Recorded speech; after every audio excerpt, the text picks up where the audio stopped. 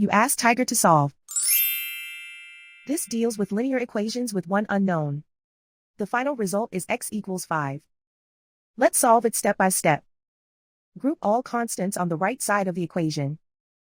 Add 13 to both sides. Simplify the arithmetic.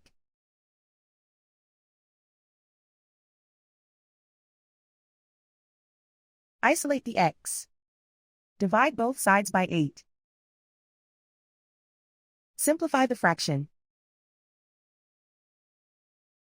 Find the greatest common factor of the numerator and denominator. Factor out and cancel the greatest common factor. And so the final result is x equals 5.